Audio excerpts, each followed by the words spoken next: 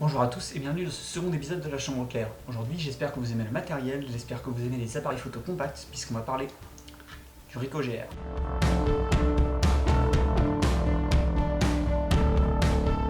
Au début, je me disais que cette émission ne parlerait pas trop de technique, j'avais pas trop envie d'en parler, pour être honnête. Mais j'avais envie quand même de faire un petit retour d'expérience sur le Ricoh GR, que j'ai avec moi depuis 4 mois, je pense. Et voilà, vous dire un petit peu mes premières impressions après 4 mois d'utilisation. Et ce que j'en ai pensé. Sachant que le modèle que j'ai avec moi et que je me suis procuré, c'est le modèle de 2006, le tout premier, le Ricoh GR-D. Il est encore trouvable, mais assez difficilement. J'ai eu de la chance d'en trouver un sur eBay pour un prix de... J'ai dû le payer un peu plus de 100 euros, en version boîte, avec tous les accessoires. Il fonctionne parfaitement, aucun défaut extérieur. Donc sur le coup, j'ai vraiment eu de la chance. Donc ce que je vais dire aujourd'hui, ça s'applique évidemment à ce modèle-là. Ça s'applique également au modèle d'après pour tout ce qui est design, personnalisation des menus.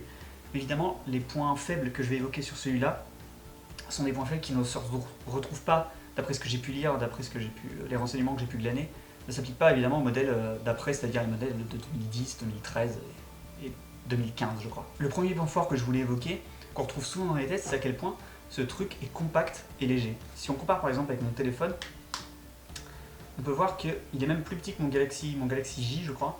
Je ne sais plus le modèle de mon téléphone.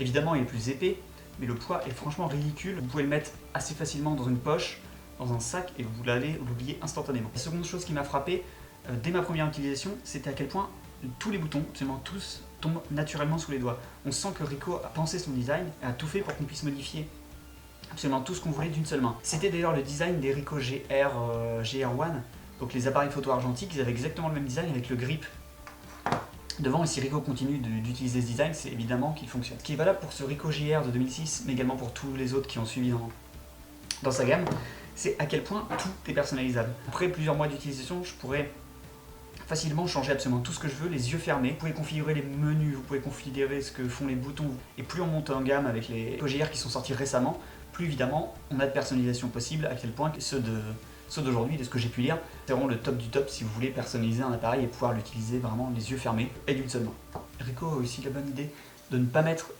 ses logos en blanc, comme par exemple sur la majorité des réflexes. En gris, ça permet vraiment d'être invisible. Si vous l'utilisez pour la photo de rue, c'est absolument parfait cette chose.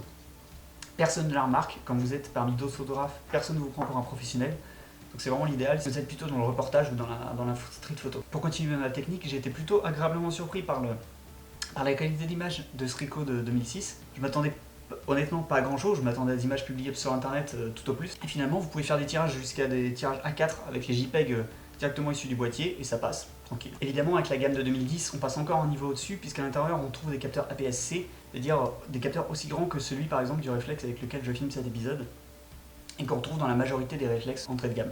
Une autre chose qui m'attire dans le Ricoh GR, et ça sera valable uniquement pour la version 2006 puisque je n'ai pas essayé les autres, d'après ce que j'ai lu sur internet, les JPEG noir et blanc qu'on peut sortir du boîtier sont vraiment meilleurs sur celui-là et imitent vraiment parfaitement la Kodak Tri-X, donc de film argentique. J'ai vraiment été bluffé par la qualité des noirs et blancs de cet appareil. J'ai quasiment aucune retouche à faire sur Lightroom à la sortie, je peux quasiment directement utiliser mes images. Pour les défauts, les points faibles plutôt, que je voulais évoquer, ils seront valables uniquement pour le Ricoh GR-D, puisque je pense que ces problèmes sont réglés sur les versions 2010, même si j'ai pas pu en tenir en main. L'écran qui est assez petit, il me semble qu'il est plus grand sur les versions d'après, est vraiment d'une faible résolution. Quand vous prenez des photos avec cet appareil, vous avez l'impression que vos images vont être floues, vont être plein de grains, etc. Et finalement, quand vous les regardez sur un PC, elles sont absolument parfaites. La résolution de l'écran ne rend vraiment pas justice au capteur. La montée en ISO, évidemment, aussi est difficile. À 400 ISO, ça commence à être compliqué.